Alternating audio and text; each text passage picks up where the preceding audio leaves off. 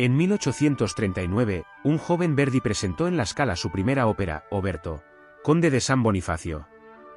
Por entonces estaba casado con Margherita, su amor de juventud, la hija de su protector Antonio Barezzi. Vivían con ilusión, y Oberto era su primer paso hacia un sueño. La ópera cuenta la historia de un padre noble que busca vengar el honor de su hija, traicionada por el hombre que amaba. Orgullo, pasión, culpa y duelo, los temas que más tarde harían vibrar al mundo entero, ya estaban allí. El éxito fue discreto, pero bastó para que La Scala confiara en él. Nadie lo sabía entonces, pero con Oberto nacía el primer eco del Verdi inmortal. La segunda ópera de Verdi fue Un giorno di regno. Una comedia de enredos, amores cruzados y falsas identidades en la corte de Polonia. El caballero Belfiore se hace pasar por rey, mientras la música, ligera y elegante, recuerda a Rossini. Pero el público no la recibió nada bien. El estreno, el 5 de septiembre de 1840, fue un fracaso. Y detrás del telón, Verdi ocultaba su dolor más profundo, acababa de perder a sus 2 hijos, y a su esposa Margherita. Verdi veía cómo su mundo se desmoronaba.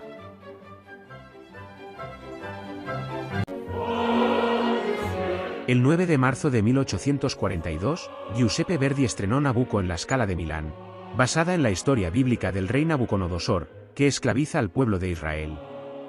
Hasta entonces, estaba destruido, había perdido a su esposa y a sus hijos, y juró no volver a componer. Pero aquella noche cambió todo. La soprano Giuseppina Strepponi dio voz a Abigail. Con ella, Verdi volvió a la vida. El público italiano, oprimido por la dominación extranjera, se reconoció en el coro de los esclavos hebreos. No era solo música. Era el grito de un pueblo que soñaba con su libertad. Aquel día, Verdi resucitó, y aquella voz, la de Giuseppina Strepponi, cambiará su destino. No es fácil volver después de un éxito como Nabucco. Verdi lo sabía. Todos esperaban su siguiente paso. En 1843 estrenó I Lombardia la prima crociata, una historia de hermanos enfrentados, de fe y redención, ambientada en la Primera Cruzada. El pueblo italiano volvió a reconocerse en esos cruzados que marchaban a liberar Tierra Santa, como ellos soñaban con liberar su propia patria. El aria O Signore, dal tetto natio se convirtió en un nuevo canto colectivo. Con I Lombardi, Verdi demostró que su voz no fue un relámpago fugaz, sino una llama que seguiría iluminando toda una era. Su éxito recorrió Europa y cruzó el Atlántico, siendo la primera ópera de Verdi estrenada en Estados Unidos. Amores prohibidos, un pacto fatal, el perdón del emperador y el sacrificio final con veneno. Puro argumento romántico. Todo ello lo encuentra Verdi en Hernani, estrenada en 1844 en Venecia. Basada en un drama de Víctor Hugo, es su primera experiencia con historias españolas, una trama de pasiones, honor y venganza en la España de los primeros Austrias. Un escenario que volverá más adelante en su obra. Con Hernani, Verdi da un salto enorme. La música deja de ser solo melodía y se convierte en puro teatro. Los personajes son cada vez más profundos psicológicamente, la fuerza dramática, la energía, el ritmo, todo anunciaba al Verdi maduro que estaba por llegar. En 1844, poco después del éxito de Hernani, Verdi presenta I due Foscari. Era una época de trabajo continuo de Verdi, que no parará hasta la Traviata, casi dentro de 10 años. Una historia ambientada en la Venecia del siglo XV, donde el poder y la tragedia se confunden entre las sombras del Gran Canal. Tras Víctor Hugo, ahora Verdi se basa en una historia de Lord Byron, continuando con los grandes autores románticos. El dux, Francesco Foscari, debe condenar a su propio hijo, acusado de traición. Padre y gobernante, justicia y amor, todo se enfrenta en un drama sombrío y profundo. Verdi explora aquí la emoción contenida, la dignidad del dolor, y da un paso hacia una ópera más íntima, más humana. En 1845, Verdi estrena Giovanna de Arco. Inspirada en la heroína francesa, mezcla amor, sacrificio y fe en tiempos de guerra. Tras Víctor Hugo y Byron, ahora se inspira en el romanticismo germano, adaptando la obra de Schiller. Juana no muere en la hoguera, como en la historia, sino en el campo de batalla, purificada por su ideal. Mientras tanto, Verdi vive agotado tras años de trabajo sin descanso. Su nivel de producción hace que se acumulen sus obras en cartel. En varias de ellas participa Giuseppina Strepponi. Como la vida de Verdi, la vida de Giuseppina no está siendo fácil. Madre soltera, comienza a tener problemas de voz. Entre ellos va a surgir una profunda amistad. En 1845, Giuseppe Verdi estrenó Alcira, una de sus óperas menos conocidas, pero también una de las más curiosas. Está inspirada en una obra del filósofo francés Voltaire, que situó su drama en el Perú del siglo XVI, para denunciar el fanatismo religioso y la intolerancia de los conquistadores. El libreto, escrito por Salvatore Cammarano, simplificó esa reflexión filosófica en una historia de amor y redención entre dos mundos enfrentados. El público napolitano no la entendió y la ópera fue un fracaso. Pero en Alcira se asoma el alma de Verdi, la lucha por la libertad, la dignidad humana y la esperanza frente al poder. En 1846, en el Teatro La Fenice de Venecia, Verdi estrena Attila. Una ópera de fuerza elemental, donde el rey de los hunos avanza con violencia y gloria, hasta que algo inesperado lo detiene. En el primer acto aparece una escena que el público nunca olvidó, el amanecer. El teatro ideó un sistema sorprendente, grandes círculos llenos de velas, ocultos detrás del horizonte pintado. La sala quedó sobrecogida. Parecía que lo divino descendía sobre el escenario para frenar al conquistador. La heroína, Odabela, encarna la resistencia de un pueblo que no se doblega. Attila no es sutileza, es llama. La del fuego que iba a incendiar Europa en solo 2 años. Verdi se adentró por primera vez en el universo de Shakespeare con una tormenta de culpa, ambición y sangre. En Macbeth, el poder corrompe, las profecías de las brujas encienden la codicia, y una esposa sin escrúpulos empuja al crimen a un rey que pierde el alma por la corona. Verdi no busca el brillo del bel canto, sino el temblor del alma humana. Cada nota huele a miedo, cada coro es un eco del infierno. Estrenada en 1847, Macbeth reveló al Verdi más oscuro y teatral. La tragedia se volvió música, y el drama encontró su voz en la ópera. En 1847, Verdi viaja a Londres con una ópera sombría y abrupta, I Masnadieri.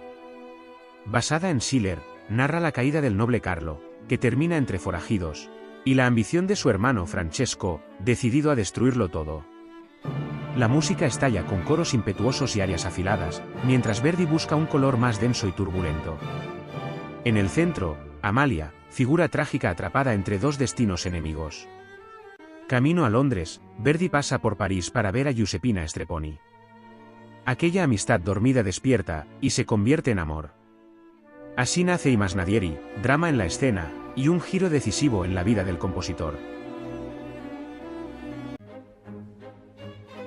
Cuando Verdi llegó a París en 1847, recibió un encargo ambicioso: adaptar I Lombardi para el gran escenario de la ópera.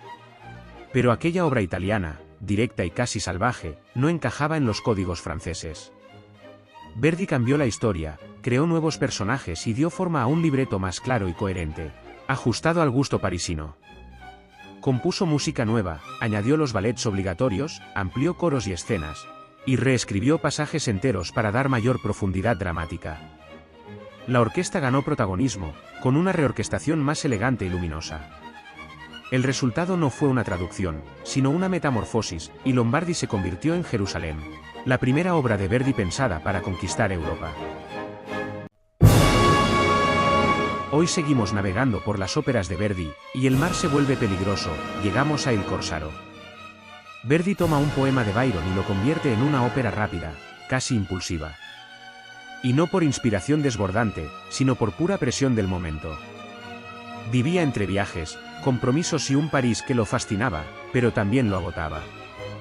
Por eso Il Corsaro es curiosa, tiene héroes románticos, cautiverios, tormentas y celos, pero Verdi apenas la defendió. Ni siquiera asistió al estreno. Il Corsaro quizá no sea un gigante del repertorio, pero es una ventana perfecta para ver al compositor en plena metamorfosis, buscando cómo transformar el melodrama italiano en algo más grande. En 1849, cuando Verdi estrena La Battaglia di Legnano, el sueño italiano acaba de sufrir un golpe brutal. Las revoluciones de 1848 han sido sofocadas, y Austria vuelve a imponer su sombra sobre la península. Verdi, convertido ya en la voz del Risorgimento, responde con una ópera que mira al pasado para hablar del presente. Pone en escena a los lombardos, unidos en la Edad Media contra el imperio alemán de Federico Barbarroja. El público entendió de inmediato la alusión, italianos frente a austriacos. En los teatros, los coros sonaron como himnos prohibidos. Era un mensaje de resistencia en un momento de derrota. Con La Battaglia di Legnano, Verdi devolvió esperanza a un país que aún no se rendía. En 1849, Verdi da un giro sorprendente. Después de las grandes óperas patrióticas, llega Luisa Miller, una historia íntima, donde el honor y el amor pesan más que cualquier batalla. Nace del drama de Schiller, Cavale und Liebe. Luisa, hija de un soldado humilde, ama a Rodolfo, hijo secreto de un conde. Pero las intrigas del padre de Rodolfo los arrastran a un final trágico, marcado por mentiras y chantajes. Musicalmente, Verdi afina personajes y emociones, y prepara el camino a Rigoletto, Traviata y Trovatore. En Luisa Miller, descubre que la épica también puede ser íntima y profundamente humana.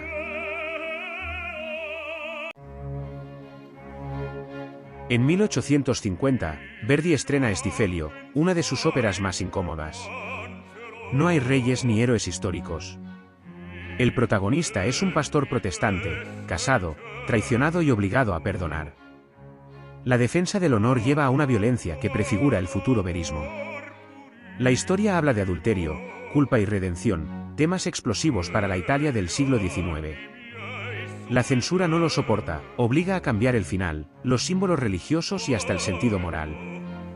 Acaban los años de galeras de Verdi. El fracaso de Stiffelio pronto se olvidará, porque Verdi va a estrenar una obra legendaria, Rigoletto. Giuseppe Verdi estrenó Rigoletto en 1851. Basada en un drama de Víctor Hugo, Verdi consolidaba su talento para combinar drama humano y música inolvidable. La historia sigue a Rigoletto, bufón de la corte del duque de Mantua, un hombre mujeriego y arrogante. Su hija Gilda, pura e inocente, se verá atrapada por las mentiras y la codicia que rodean al poder. Entre arias célebres como La Donna è mobile y Caro nome, Verdi nos muestra la frivolidad del duque, la ternura de Gilda y el sufrimiento del padre, conduciendo a un final trágico donde la venganza y el destino cumplen su curso. Rigoletto no es solo ópera, es una obra maestra, donde Verdi transforma la música en emoción y drama eterno. En el corazón de Il Trovatore, Verdi nos sumerge en un mundo de pasión, venganza y secretos familiares. La ópera se basa en la obra de teatro de Antonio García Gutiérrez, y fue estrenada en 1853 en Roma, convirtiéndose en un éxito inmediato gracias a su intensidad dramática y su música inolvidable. La historia gira en torno a Manrico, un trovador valiente, y su enfrentamiento con el conde di Luna, rival tanto en la guerra como en el amor por Leonora. Entre giros trágicos y revelaciones sorprendentes, el destino juega con sus vidas de manera implacable. Verdi, maestro de los contrastes y las emociones extremas, nos regala coros vibrantes, arias que quiebran el alma y escenas llenas de tensión que aún hoy cautivan al público. La Traviata, estrenada en 1853, se basa en La Dama de las Camelias de Alexandre Dumas hijo, una historia realista llevada por Verdi al escenario lírico con profunda humanidad. Violetta Valéry es una mujer libre que conoce el amor verdadero, pero también el peso implacable del juicio social. Por ese amor renuncia, se apaga, y canta hasta el último aliento. Verdi no escribe desde la distancia. La crítica sufrida por Giuseppina Strepponi, su compañera de vida, por amar fuera de las normas, late en esta ópera. Del brillo de los salones al silencio íntimo de la despedida, la música acompaña ese destino.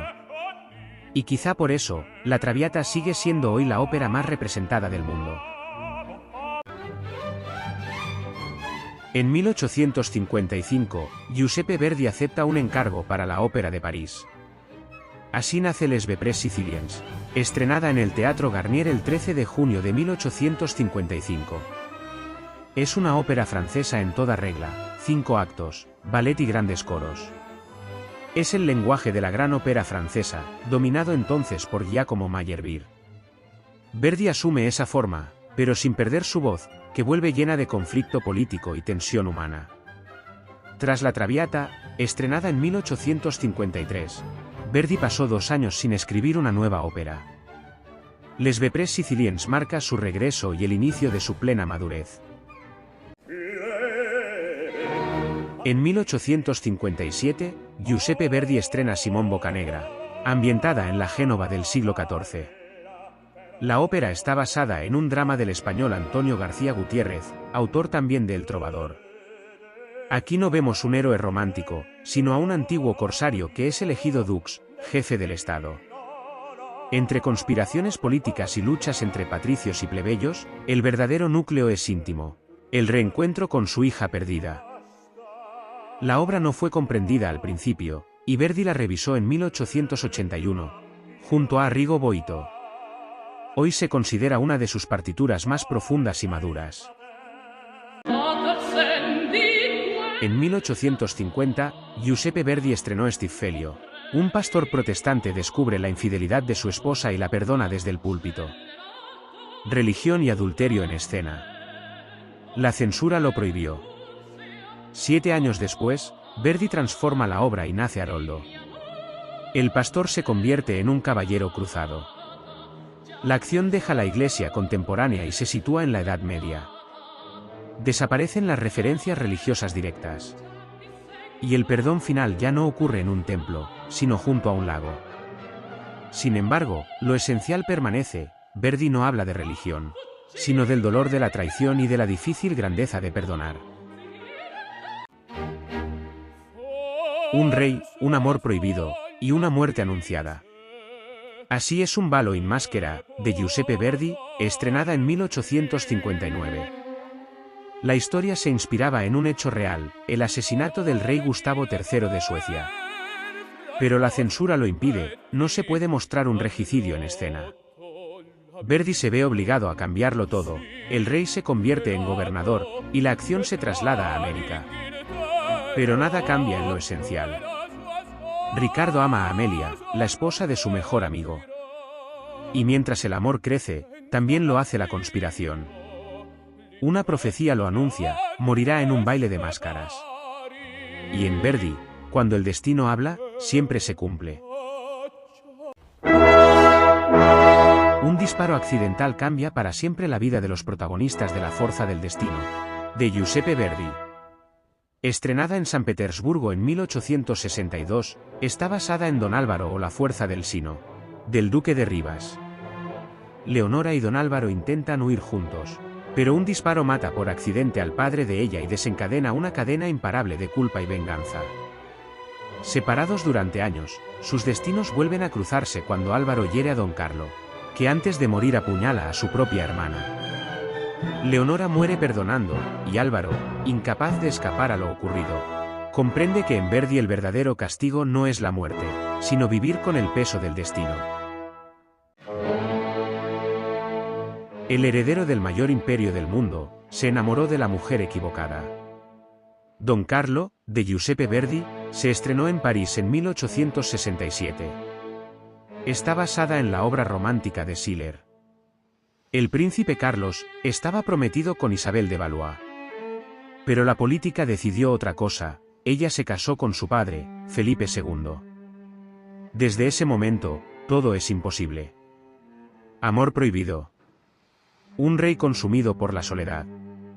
Y un imperio donde nadie puede hablar libremente.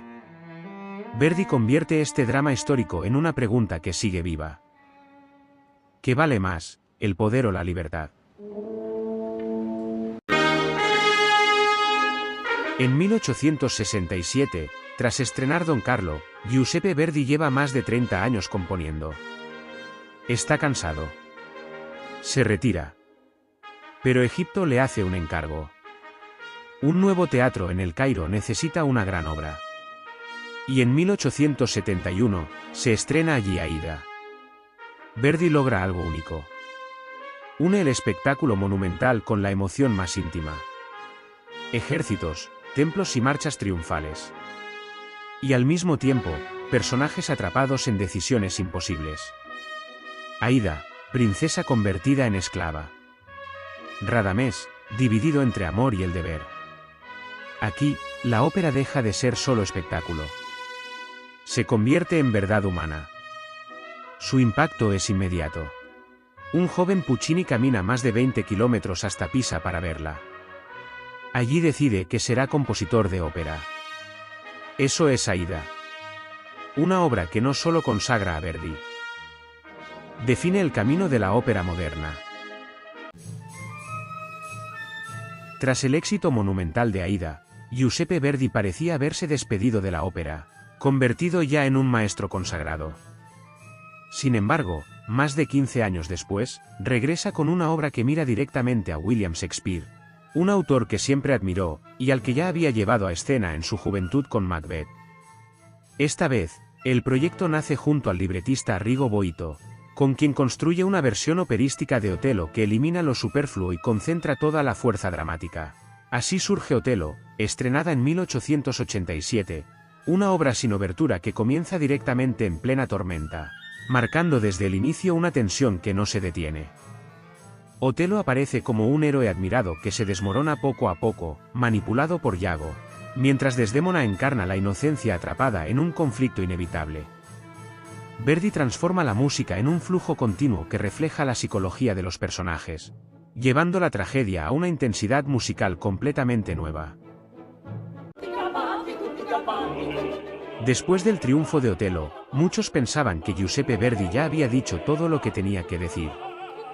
Tenía casi 80 años y era el gran patriarca de la ópera italiana. Pero entonces hizo algo inesperado. En lugar de despedirse con una tragedia, decidió reírse. Así nació Falstaff, estrenada en 1893. El libreto volvió a ser obra de Arrigo Boito, el mismo escritor brillante que ya había colaborado con Verdi en Otelo. Juntos adaptaron al personaje de Shakespeare, un viejo caballero, gordo, fanfarrón y encantado de conocerse a sí mismo. Falstaff intenta conquistar a dos mujeres al mismo tiempo para sacarles dinero, pero ellas descubren el engaño y preparan una humillación inolvidable. La música corre sin descanso. No hay grandes áreas detenidas como en las primeras óperas de Verdi. Todo fluye con rapidez, como una conversación llena de ironía y energía. Y en medio de ese juego aparece uno de los finales más sorprendentes de toda la historia de la ópera. Todos los personajes cantan juntos que todo en el mundo es burla. Era el último mensaje de Verdi.